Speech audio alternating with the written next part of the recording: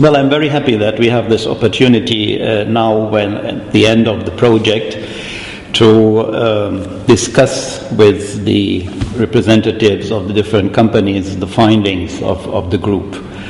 And I think the idea to have two young R&D managers present to the community what we have done and what we have found out is really very helpful. And I am looking forward to the feedback from the audience and from all these managers who have their own experience in many cases of going international.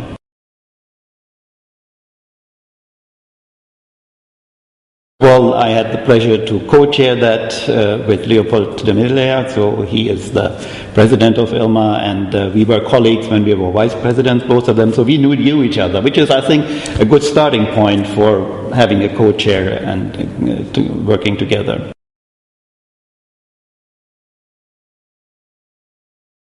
The idea was that in these days, globalization is in everybody's mind, and we are talking a lot of that, and the idea was to really make better understandable what globalization in R&D means, and maybe also to which degree that is related to the issue of open innovation.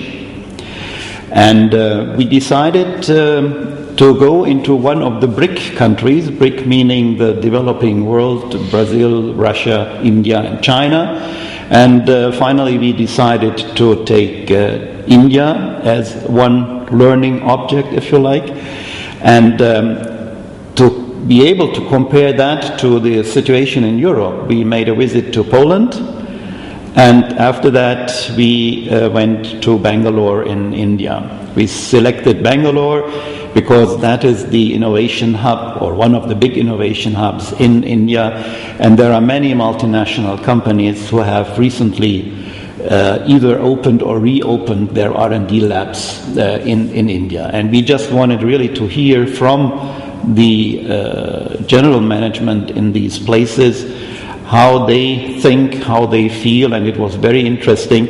You know, this is a kind of contact and analysis which you cannot find in books. I mean, there are many books about R&D internationalization, but it's very different if you talk to the, expat or repat, as we call it, because in most cases it were Indian managers who had their education in the United States or in Europe and had returned back to their homeland. And that is something which, as I say, you cannot read in books. You really have to do that on an own experience. The enthusiasm and the cooperation of my colleagues were really very, very perfect. And I must also say that the idea to have a PhD student as, if you like, kind of secretary of this whole organization, bringing things together, looking for the documentation, organizing the in-between meetings which we had, that was very, very helpful. So Edwish did really a very great job in that respect.